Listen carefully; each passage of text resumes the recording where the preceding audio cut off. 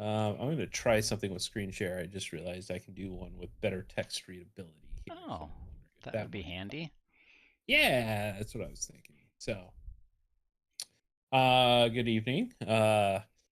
Welcome. We got Dan and Dave. Alex won't be joining us tonight, but he will be here in spirit a little later in the stream here. So, but I will go ahead and get started with a couple articles. First is Snapchat is releasing a new it's called the new Snap Drone Pixie. And they have announced the release of the Pixie, a pocket-sized free-flying companion drone for the photo and video app. It's easy to use, strictly recreational tool for influencers and anyone else who wants to add to their Snapchat stories. But it could introduce a whole new generation to recreational drones on a large scale. It's able to deploy with a single press of the button and has four preset flight paths. It floats, orbits, or follows wherever it is directed, all without requiring the use of a controller or setup of any kind. Upon completing its flight path, Pixie then returns to land in the palm of the user's hand. Um, Now, I I had have an not. immediate question about that when I first saw that thing, and it's like, do you need to be licensed to use it? Well, and that's let's see. That's the one thing I didn't Snapchat Pixie. Because I mean, it seems to just be a drone. I'd think the regular rules would apply unless they got some kind of special thing going on with FAA. They should apply. Let's see. Features, price, how to buy. Okay, here we go. What I want to know is how heavy it is. Exactly. It's It all what looks weight pretty would be. small. I saw something say Agreed. 101 grams the way up when you were scrolling by. Oh, did it? I don't know if that's what I saw or if I was imagining it. Range, like 12 in the, pixels. it weighs just Range. Oh, I 101 see it. It's grams. down one paragraph. It was right there Range. Yeah, under range. weighs just 101 grams and has a swappable battery. Yeah, there Okay. you go. Okay, there you go. So So it won't don't require use it registration. for your TikToks and Instagrams, or else that would be possibly commercial if you're trying to promote yourself. Absolutely. So two things. One, if you are an influencer and you are gaining a monetary or using it for commercial promotion purposes, you will need to be registered as Part 107 to fly this. Also, when remote ID comes out, this will require remote ID. So I hope Snapchat has taken those things into consideration when building these. My guess is that they have not. Yeah, Um, I'd agree with that guess. so, I was wondering. Snapchat, if I you're was wondering listening, if it's FCC Part 15 approved. Let's say that. Well, it might not yeah. need, it might not have any radio emissions at all, unless you're controlling it Ooh. from your phone. Okay, here we go. Wait, 101 grams, including battery. Does say 5 to 8 Bluetooth, flights. It does say Bluetooth. Yeah. Default Bluetooth and 5 gig 2.7K. Wi-Fi. Yep. Let's see. Do not fly Pixie over water. Are not water resistant. Works with mobile devices. Pixie is now available to buy online directly from Snap in the US and France. So I feel let's like I've go. seen Let's a go dig handful it. of drones with this same sort of Not found. selling point, and I haven't really seen any of them become popular. I imagine We it have. can't We fly haven't seen. In, very we haven't well or seen. long. We haven't seen any of them take off, if it were. Maybe they've all just been renders. Okay, here we go. I think their price point is a little high. Yeah, it seems to be a little high for something. Yeah, for what it is. I mean, it does have a level of autonomy in it, so I get that. I mean, It's got a little dial on the top, like a regular film camera kind of thing. Like yeah, it does. pick your mode. That's interesting. Let's see. So the flight pack comes with a USB 3.0 charging, rechargeable battery, dual battery charger, and a bumper/carrying strap. Available in U.S. and France. So is this a American company, a French company? Uh, Snap is an American company. Snapchat, yeah.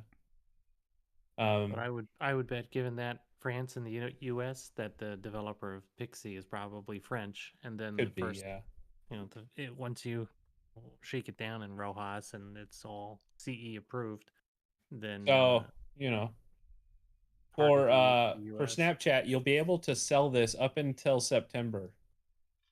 Just Right. saying. So Snapchat, if you're listening, which I know you're not, but if you are, feel free to reach out. We might help you navigate some of those regulations. Or you can fly them in Uh, Frias and take your Snapchats in Frias all you want. Yeah, absolutely. So just keep in mind, 101 grams, tiny little propellers. You will need to add a remote ID module if you're doing commercial work with this, and have a Part 107 if you're doing commercial work. And you need, So let's see, under 250. Yeah, no RID under 250, right? Yep. not for recreational, no. Yep. We're fully Yeah. agree. So if you're just using this to do Snapchats with your family, you're probably okay. Yep. So you But have wouldn't you been still need warned. the trust test? Yes. Absolutely, you would. Yep. Absolutely, you would. Which I'm guessing is not mentioned on their website anywhere. Yeah, that's Yeah. that's where I'm looking at it. Is like from a liability point, I'm betting they're just waiting to get sued because they haven't, their page makes no mention of all these things that they definitely need to consider at all there. Creating magic, how to pair your Pixie, how to charge your Pixie, changing settings. It only kind of like flies around you a little bit, like it doesn't go very far. Yeah, but still, Yeah. I mean, it's going to be Realistically, considered a like drone. the FAA should have a way to have these sorts of things not be part of the rules. Yeah, that would be good. Also, though, they're a big enough company; they should have to follow the rules. Oh, here we go. Okay, under Agreed. policies do and they have safety, something? Okay. regulatory. Okay, let's see. EEA, and UK. Oh, this is all just the More than what we thought. Like the yeah. No, batteries this is and all stuff. compliance and signals, FCC regulations, commercial Right. operators. I did say it, Oh, here uh, we go. Hey, What if does you it fly say this on- drone in the United States for work, business, or any other purpose that may directly or indirectly lead to financial gain, you must adhere to the requirements of 14 CFR Part 107. Yeah, that's there. What does the That's FCC good, at least. say? I can't make out. Snap is not responsible for any radio interference caused by unauthorized modifications to the equipment. Changes or modifications not expressly approved by the party responsible for compliance could void your authority to operate the equipment. Well, I'm Okay, so that's surprised right. that's there about the Yeah. like and the link to the FAA.gov website. Well, here's the other. Yeah, that's there. Commercial operators. The other thing they don't mention though is that you would have to take the trust Yeah. test. So, I have a feeling that this is not going to be on the up and up to a certain degree.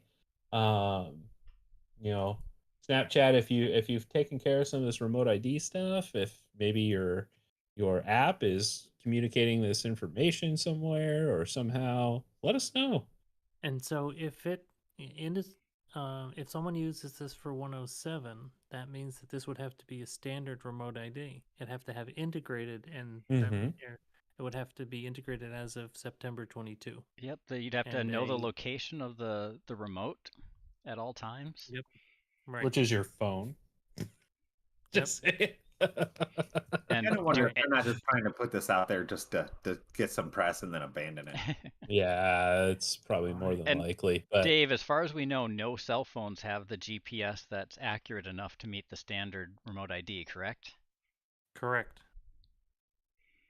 Not the And- 15 foot, because as a standard RID, this would have to comply with a 15-foot vertical accuracy.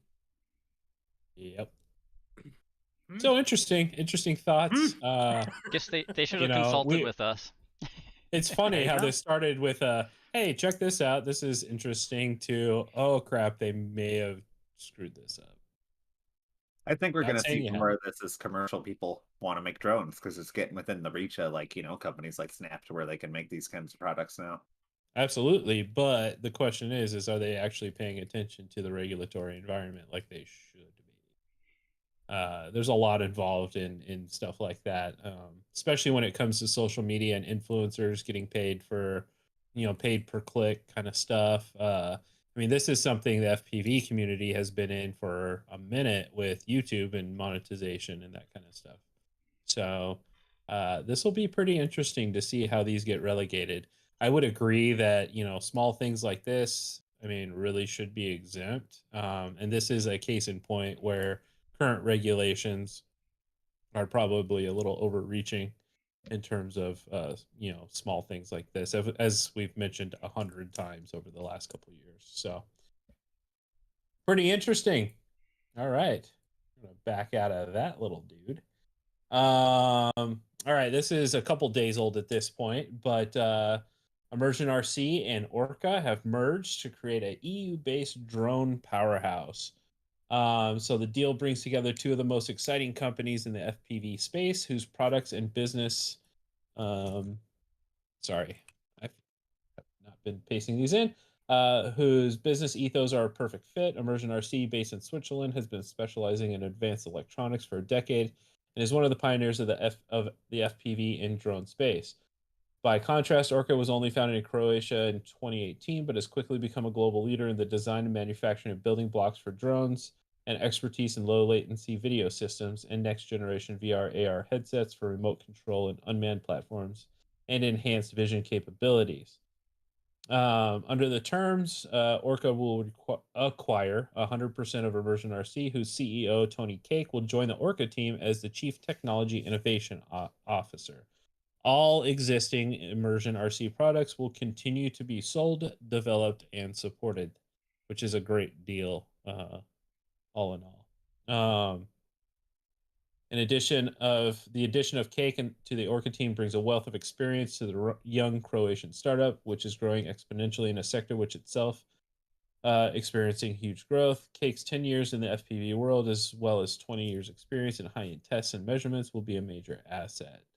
Orca CEO, sure. Oh man, I can't. Okay, Mr. Jan Kovacevic. Okay, I butchered that completely. I apologize, sir.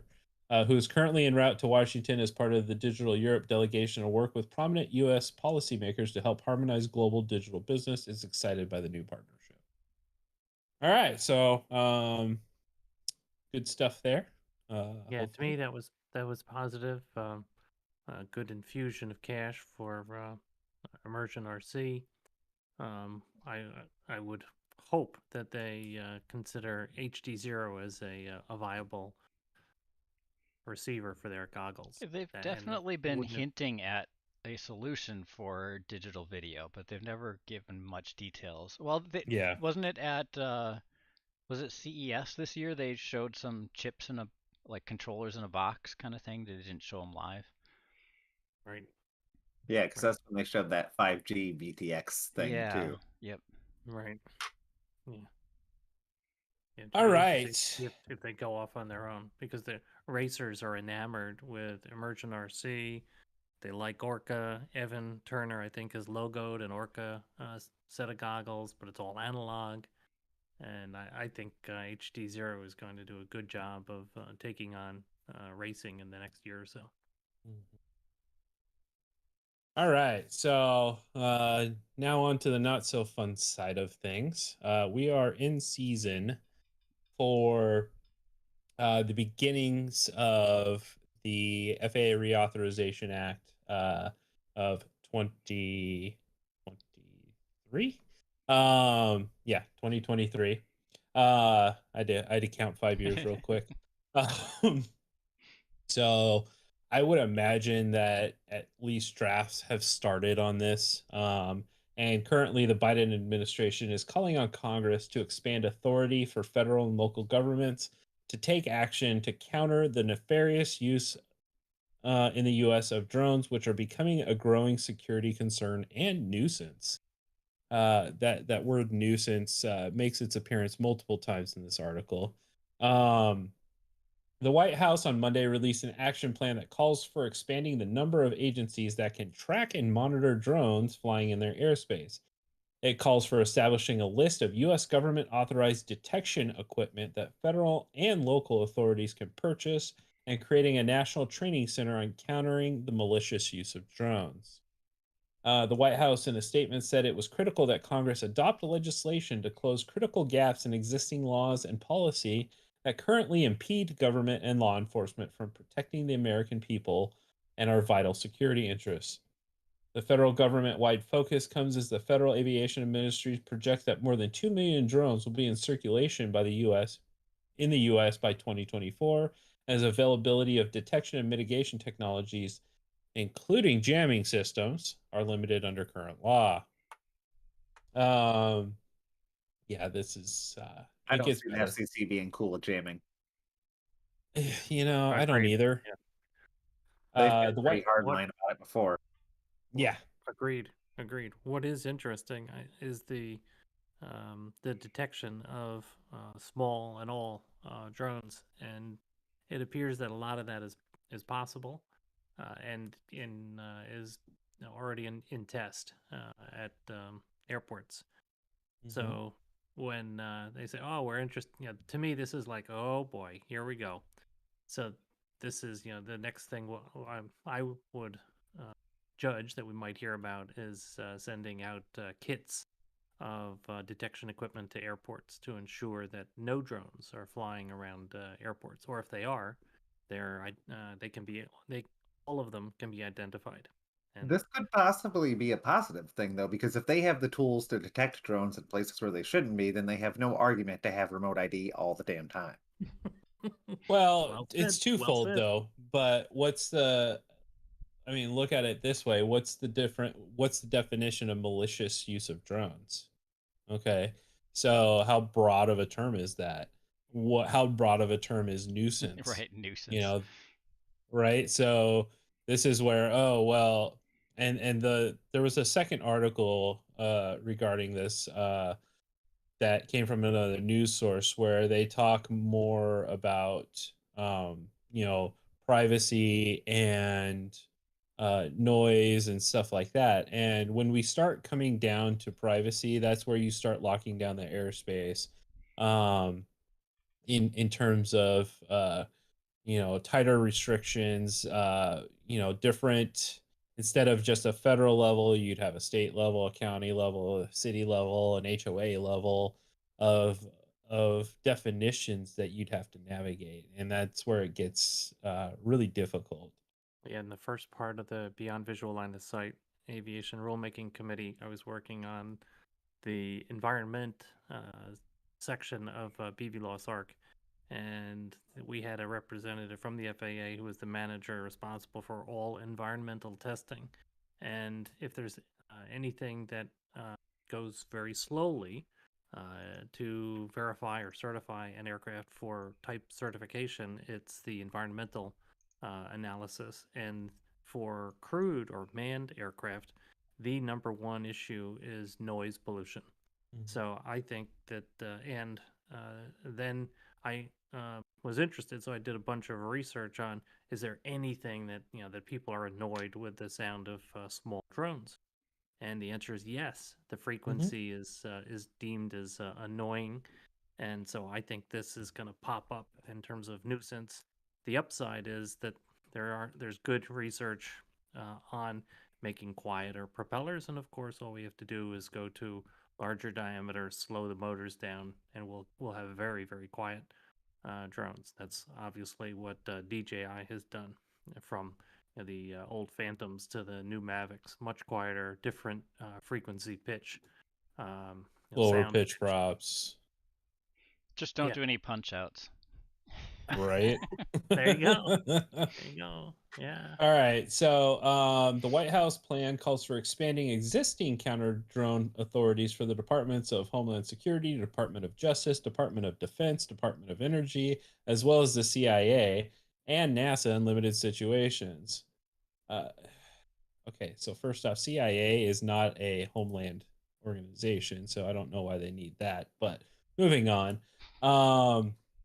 The proposal also seeks to expand drone detection authorities for state, local, territorial, and tribal law enforcement agencies and critical infrastructure owners and operators. So again, what's the definition of critical infrastructure? The proposal calls for establishing a 6-year pilot program for a number of state, local, territorial, and tribal law enforcement agencies to take part in a drone detection and mitigation operations under supervision from the Justice Department and Homeland Security. Currently, no state or local agencies have such authorization, and I might dare say that some of that is a good thing. Yeah, critical infrastructure is well defined by the FAA, so that's a good thing. DHS Secretary Alejandro Mayorkas said that the administrative's legislative recommendations are vital to enabling DHS and our partners to have the necessary authorities and tools to protect the public, the president, and other senior officials, federal facilities, and U.S. critical infrastructure from threats posed by the malicious and illicit use of drones. In the U.S., drones have become increasingly ubiquitous and useful tools for law enforcement, agricultural use, commercial photography, as well as hobbyists. But there are growing concerns as well. They talk about the Newark International Airport when they had to stop all traffic and divert for an hour after a potential drone sighting. Smugglers have used drones to deliver illegal drugs into the country. Major League Baseball has had several incidents. Yes, they have. What's good is And that they're not harping on safety. So it's Mhm. security, and all they need to do is point to the Ukrainian war and the extensive use by both sides of use of drones by both the Russians and the Ukrainians. yeah. Well, So that's part of it too. Is the genie's already out of the bottle in terms of the technology. Even if they want to regulate it, things like the ESCs and that's not like specialized tech. mm-mm. Right. So like they're gonna Well- have to just come up with some rules that work for everybody in one way or another because it's just not gonna work otherwise. Yep. Well said. Yeah, this will be interesting. I feel like this is a precursor in some way to a tightening of even more regulations when it comes to uh, the new reauthorization. We'll see what that's going to look like. That's the complete opposite direction that we want it to go. Obviously, we want things. I worry about local law enforcement having those kinds of powers because training wise, they are traditionally not very good. And They I aren't. imagine it'd only be a matter of time before they see some big drone get scared, take it out, and cause some real damage. Yeah, I mean, and last time we met, I was actually talking about Phoenix Police Department. They just got their first 2 drones. We are a huge city, and they just got 2 drones. We're getting trained on them, but it's like this, a lot of law enforcement agencies are significantly behind the curve. But at the same time, because of that, I think there has been some lacks. I won't say generally. In my experience, there has been some lax enforcement of some rules because of that. But as long as you are capable of educating the officer, which a lot of FPV pilots I would hope are, it benefits everybody. Now there's also some overbearing examples as well as where it's perfectly legal to fly where they're flying, and police are having We a had a big field day. meetup in Detroit a couple weeks ago, and the cops came twice while we were there, and they gave us no hassle, no problem at all. A couple people talked to them, and they just left. Yeah, exactly. As long as you're open to teaching and listening and talking with them in a calm manner, it's super easy. But anyway, to go Glad on. to hear that. Glad to hear that was the response of the Detroit police. That's great. Yeah. They gave us no problem at all. They just want to know what we were doing because there's a bunch of people in an abandoned building with goggles on their face, looking all weird. Did Yeah, I had the did same- people call the police and report it, or did they just be driving by and They just happen to? saw us. There was quite a lot of us. That's funny. It was a public assembly. Yeah, there was like 40 cars in a parking lot of a giant abandoned building. So drew sounds a like little fun. attention. yeah. That's excellent. On the note of quiet drones, we have an all new electric drone, and it's using ion propulsion. So, let's see. Didn't we see one of these a few weeks ago? I thought we did, and I was remember reading the talking about article. Ionocrafts. Yes. So yes, I do remember that. So this is an all-electric drone, 0 emissions, and no noise, which is it doesn't exactly have no noise, but it has a low floor. Let's see. They It could just have to venture- throw in the 0 emissions part, like I other know, right? drones have emissions. I mean, technically, how are you charging said drone? How are you charging said batteries? What's the Solar emission that powered. comes from that? What's the emission that comes from creating the battery? So zero emissions is actually very inaccurate. But moving on from that, it could venture anywhere practically undetected and be used for a variety of applications from search and rescue to military operations. That vision is now here and it runs on ion propulsion. Last month, a Florida based tech startup called Undefined Technologies unveiled the new aesthetic design of its silent eVTOL called Silent Ventus, which is powered by ion propulsion. It's a vivid example of our intent of creating a sustainable, progressive, and less noisy urban environment, said Thomas Prabanik, founder and CEO of Undefined Technologies, in the statement. The design brings us closer to our final product and enables us to showcase the dual use of our technology. The concept vehicle uses proprietary technology to fully activate the ion cloud surrounding the craft. This allows the drone to generate high levels of ion thrust and take flight in near silence. It's basically just to cut this a little shorter. The original or the first prototype generated noise levels below 70 decibels. Let's see. In comparison, a majority of drones produce noises in the vicinity of 85 to 96 decibels. Time will tell whether the new silent drone will inaugurate a new age of whispering drones that take no toll on the surrounding environment. I was going to play this. This is. So, Dave, that gets back to your point when you're talking about the environmental impacts of drones and trying to make them quieter. Well, that thing sounds way more annoying than a regular drone.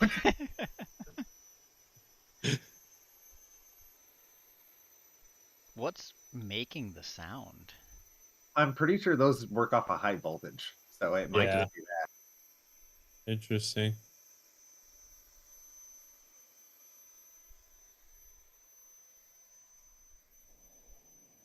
I mean, propellers would definitely be. Yeah, I would say. Dogs may not like it as much. My cat Of course, stick 'em into you're sterile after 5 minutes of use, but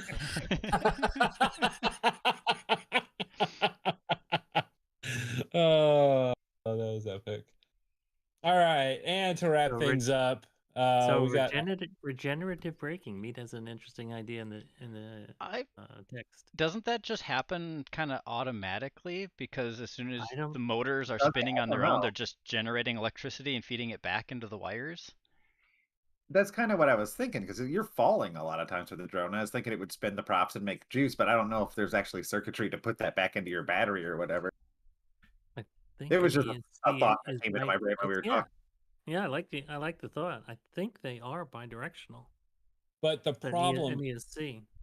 the problem is like most ESC now have, I mean, I would say a majority of the ESCs that are used for quads have dampened light, automatically enabled on them, which actually uses power to Was slow it them called down. active braking or something? Yeah, they actually Yeah.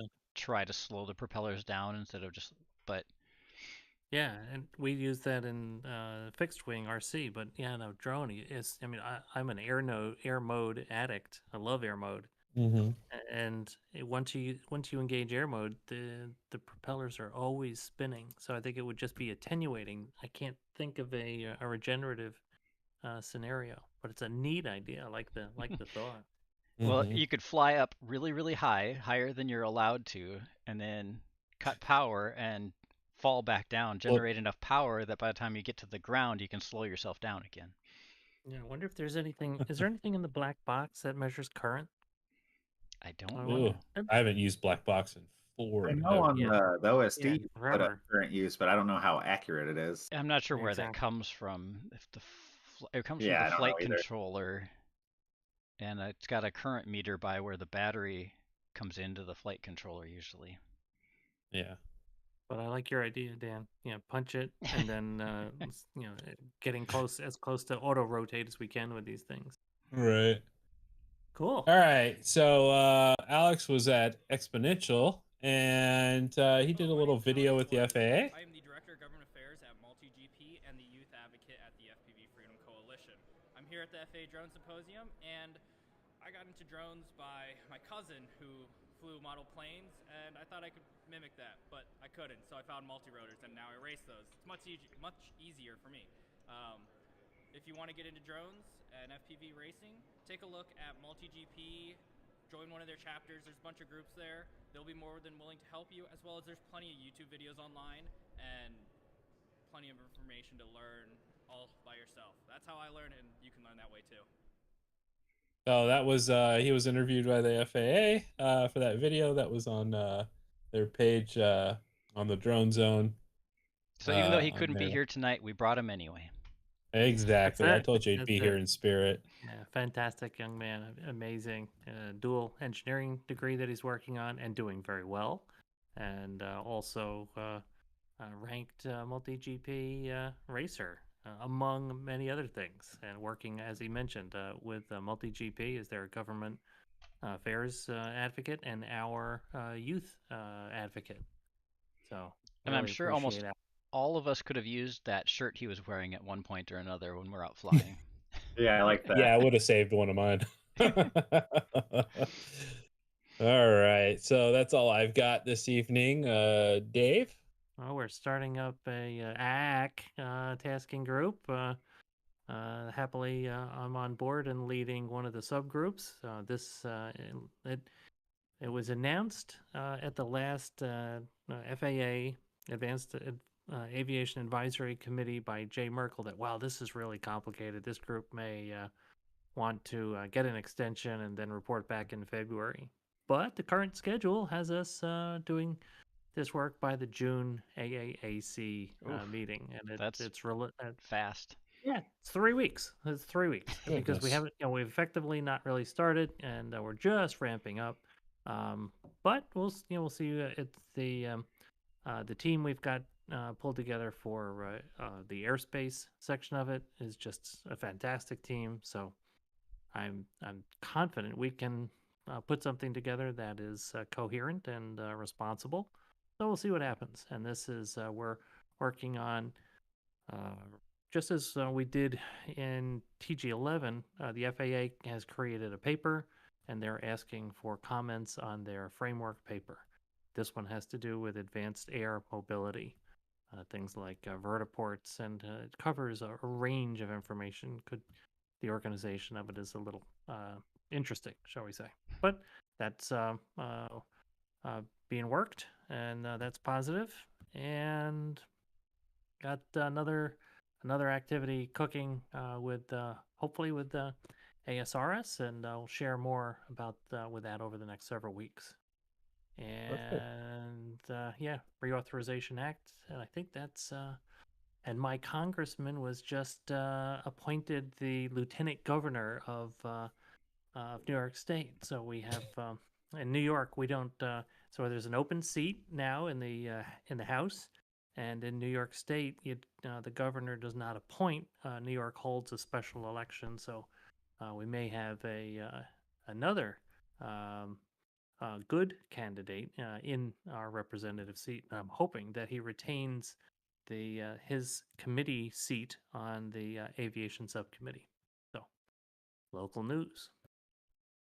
Good times. That's all I had, Josh. Dan, you got anything for us? Nothing this time. One of these meetings, we're going to have something prepared for this meeting, but not this week.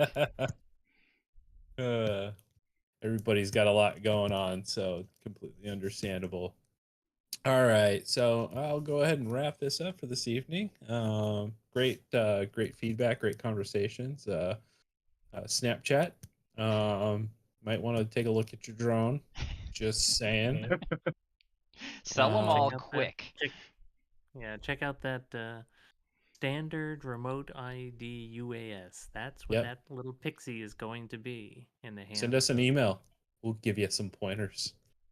That's it. All right.